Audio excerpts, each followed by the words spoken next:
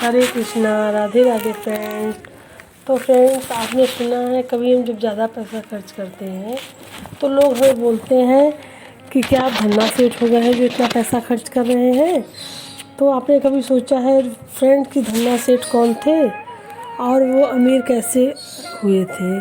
तो आज मैं उसी की स्टोरी आपको बताने वाली हूँ कि कौन थे ये धन्ना सेठ। तो ये एक जाट पुत्र थे जो बहुत ही धर्मात्मा थे। और धन्ना जब बालक थे तो एक दिन उनके घर में एक पंडित जी पधारे और उन्होंने अपने हाथ में जो है एक शालिग्राम ले रखे थे।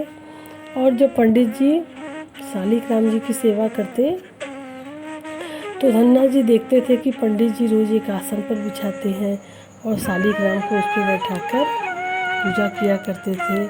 तो धन्ना जी के मन में एक जिज्ञासा हुई कि कौन है ये पंडित जी और पंडित जी क्या करते हैं।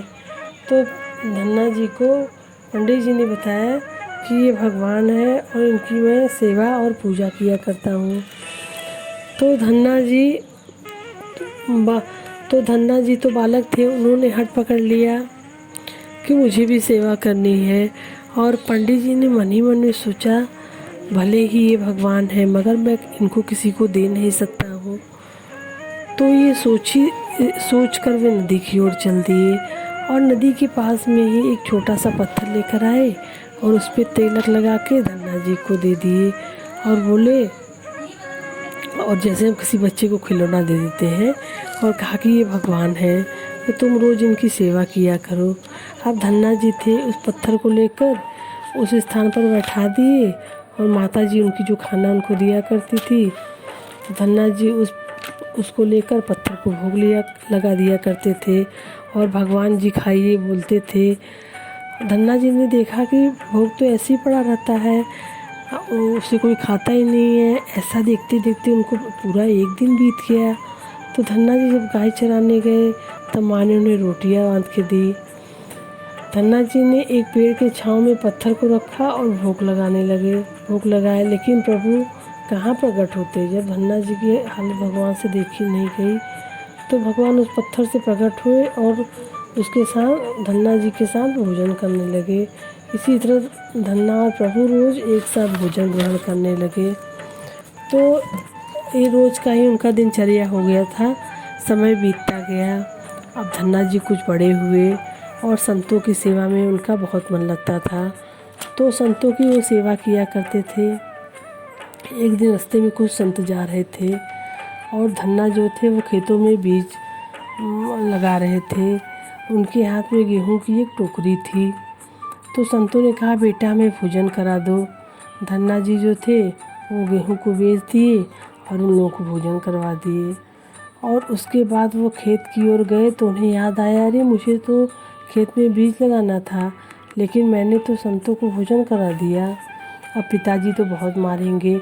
तो वो अपने पिताजी के डर के कारण नदी के पास चले गए और रेत लाकर पिताजी को दिखाने के लिए खेत में गेहूं के जैसे ही उसको डाल के आ गए, ताकि सभी को लगे कि उन्होंने बीज खेत में डाल दिए हैं।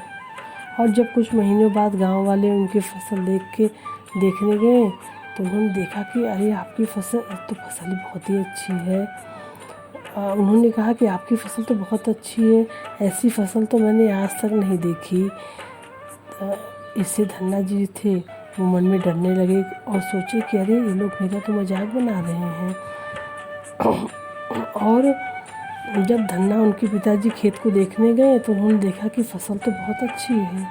अब धन्ना ने प्रभु से पूछा कि ये क्या था। तब प्रभु ने बताया कि ये सब संतों की जो तुम सेवा किया करते थे उसके कारण तुम्हें ये पुण्य प्राप्त हुआ है। तो संतों को जो तुमने भोजन करवाया था वह सब मुझे प्राप्त हो गया और उसके फलस्वरूप तुम्हें ये फसल प्राप्त हुई है। तो कुछ समय बाद धन्ना बड़े हुए, तब उन्होंने लौकी की खेती की और लौकी को घर लेकर आए। और जब वो लौकी को काटे तो उसमें से हीरे मोती सब निकले। तभी से जो धन्ना थे वो सेठ बन गए और धन्ना सेठ ने तभी से बहुत दान पुण्य किया और गरीबों की सेवा की। तो ये थी दोस्तों धन्ना सेठ की कहानी। अगर आपको वीडियो पसंद आई है तो लाइक, सब्सक्राइब एंड कमेंट्स कीजिए।